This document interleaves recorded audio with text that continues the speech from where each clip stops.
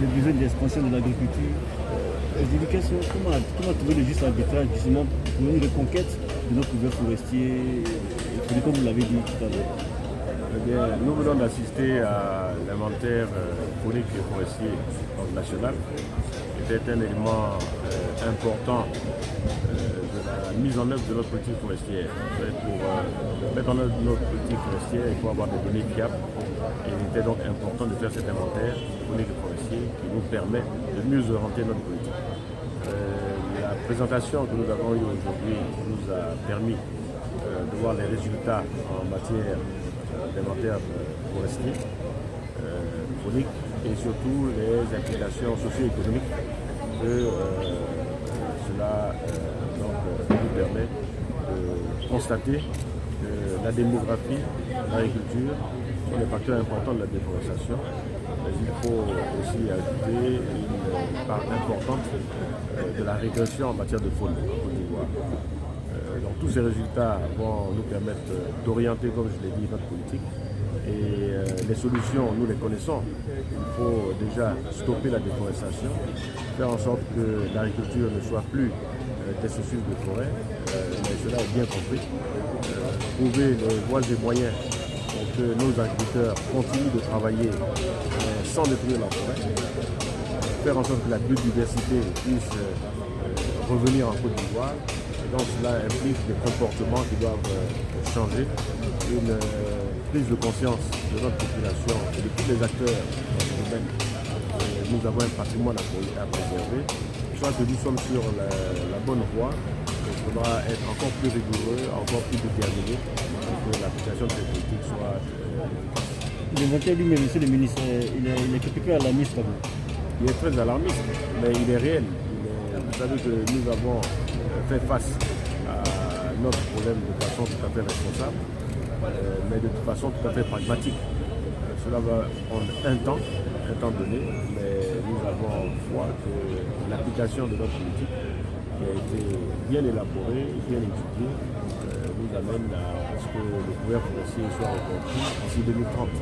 Nous sommes aujourd'hui à environ 10% de couvert forestier. Nous devons remonter à 20% de couvert forestier. Cela implique vraiment la prise de conscience de tous. Ce n'est pas seulement l'État, mais aussi nos populations et toutes les parties prenantes. C'est vrai qu'il y a déjà une politique générale de l'application de la forêt, de la faune, tout ça. Mais au vu de cet inventaire-là, quels sont les axes, justement, quelles sont les idées que vous dites, les axes qui doivent être privilégiés pour mieux accompagner? Ce qui nous a donné le devoir avec ces résultats, c'est la croissance démographique. Nous avions déjà constaté le problème agricole ou de l'agriculture dans la déforestation. Mais la croissance démographique est un point important avec lequel nous devons compter. La croissance démographique à son rythme peut voir doubler la population sur une trentaine d'années. Il faut donc prévoir, être conscient de cela. La croissance démographique ne va pas s'arrêter. Il faut donc être conscient de cela et appliquer nos politiques en conséquence. Général d'ONF International, qui est donc la filiale de l'Office national forêt dédiée exclusivement à l'activité internationale en matière forestière, gestion de la biodiversité également. Et nous intervenons sur tous les continents. En Afrique, en Amérique latine, dans la zone Pacifique, maintenant en Europe également.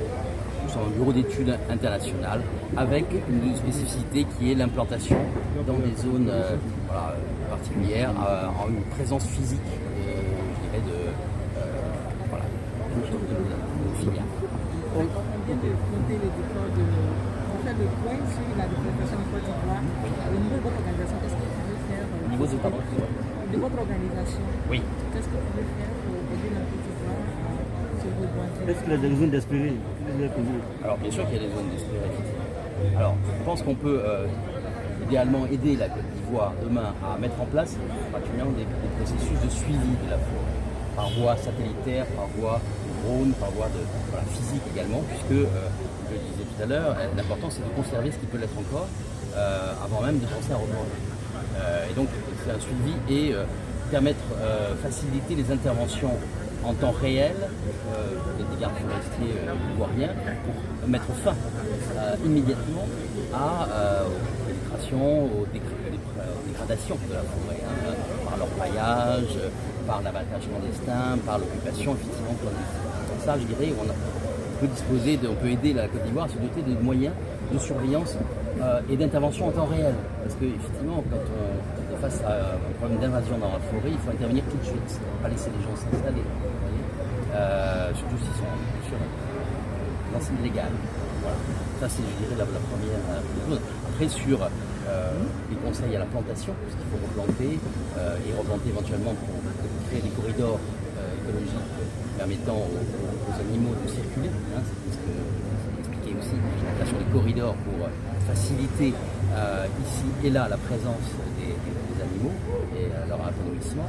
On peut aussi, sur le terrain de la reforestation, évidemment, aider la Côte d'Ivoire à choisir les espèces, voilà, être le plus pertinent possible dans les techniques de reforestation. Parce que reforestation, il y aura, le ministre en a parlé longuement, massivement. Voilà, il faut planter des arbres, c'est bien, il faut savoir que planter, où planter, et surtout mettre en place des politiques d'accompagnement, de surveillance, de monitoring des plantations. Sinon, elles meurent, sinon elles disparaissent aussi vite que leur temps nécessaire. Et on a planté en vain. Parce que le risque, bien évidemment, c'est qu'on plante en vain. Ce qui est coûteux et finalement absurde. Donc voilà, ça sur la reforestation, bien évidemment aussi, la prochaine accompagner la Côte d'Ivoire dans son essentiel. Ça, c'est essentiel. Le constat de base, c'est vrai que l'étude était multiforme. Quel est le constat que vous avez fait justement au sortir de cette étude-là de l'IFFN? Je crois que la Côte d'Ivoire a poussé très loin, je dirais, l'utilisation de culture d'exportation, hein, ce qui a été aussi la prospérité de la Côte d'Ivoire. Hein, il faut aussi être équilibré. Hein,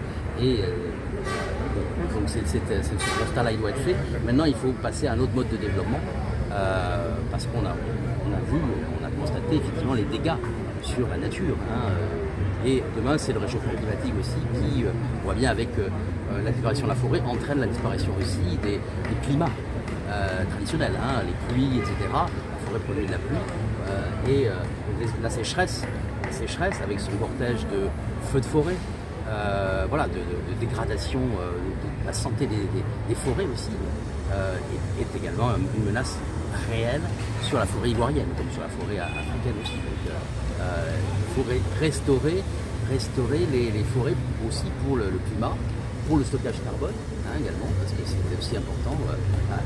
Les forêts tropicales sont un enjeu mondial, sont un enjeu universel de préservation, de lutte contre le changement climatique par le stockage de carbone qu'elles occasionnent.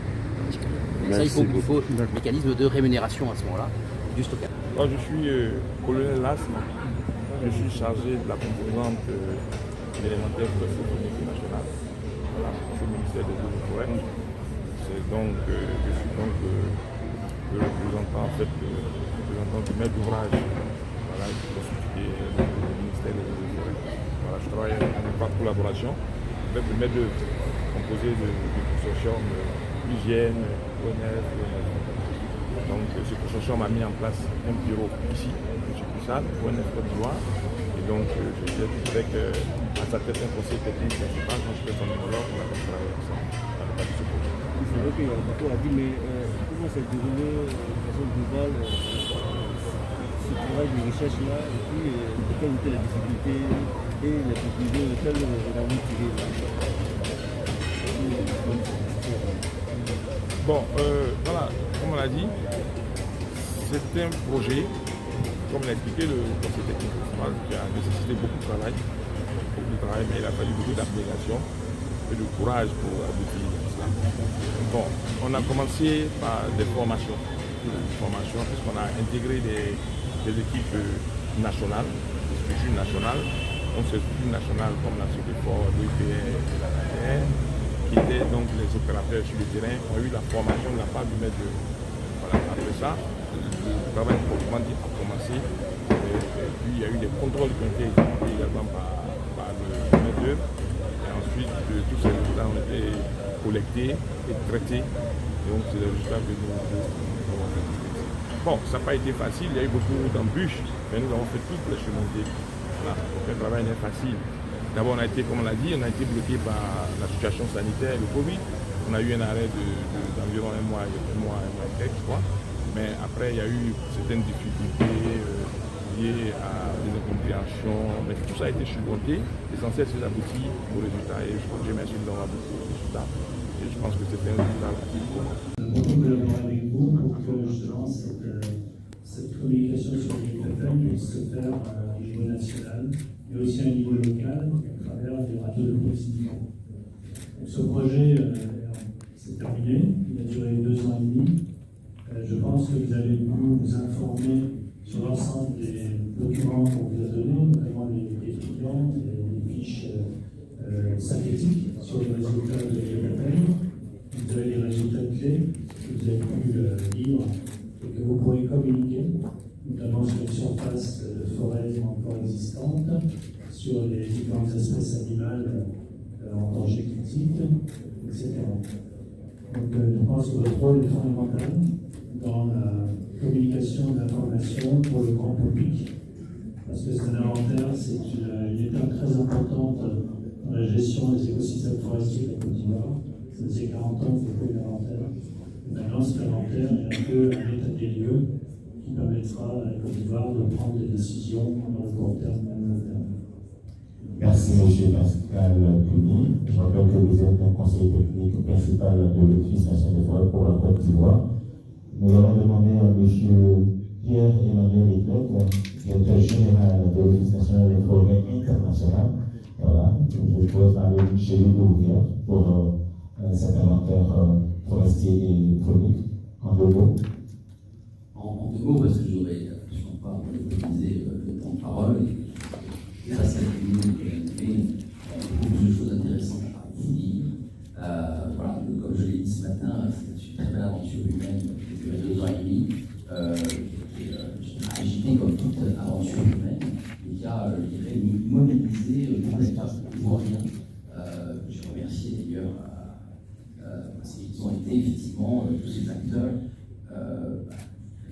garants du succès de cet inventaire forestier et faunique.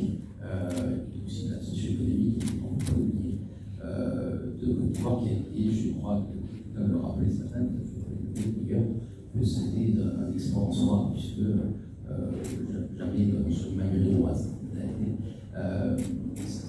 c'était sur un pays entier, toute une première, voilà, effectuée en 2 ans et demi, c'était pour soi-même un export technique.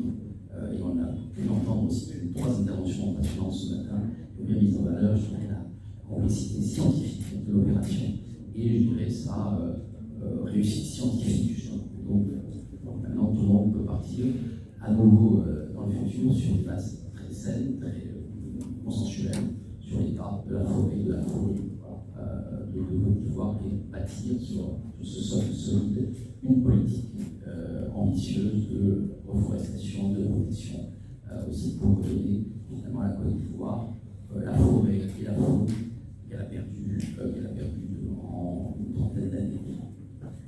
Merci, en 2 mots. Alors, le gouvernement, depuis 2019, a engagé cet inventaire assez volontaire. Mais aujourd'hui, sous la présidence de M. le ministre, les résultats officiels ont été donnés. Il faut dire que ce sont des résultats que nous attendions, parce qu'au niveau de notre gouvernement forestier, les indications ont été déjà données par la dernière étude de 2013, et les modèles forestiers ont confirmé au niveau de la faune. C'est la même chose. Notre faune est en danger parce que son habitat est endetté. Et puis, pour le socio-économique, ce que nous savions, c'est que l'activité anthropique est un facteur important de la dégradation, de la disparition des forêts. Donc voilà l'essentiel de ce qu'on peut dire, et le ministre a été véritablement satisfait de travail qui a été fait par les équipes au niveau international comme au niveau de la Côte d'Ivoire elle-même, puisque cet inventaire, les structures locales y ont participé, notamment sur le forum de la partie forêt.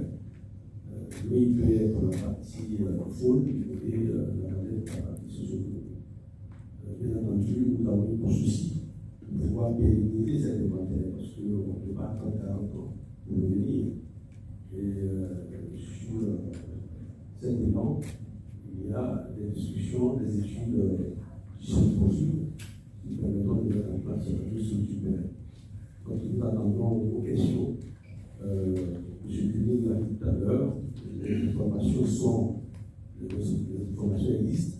On a une grande base de données que nous avons considéré à exploiter.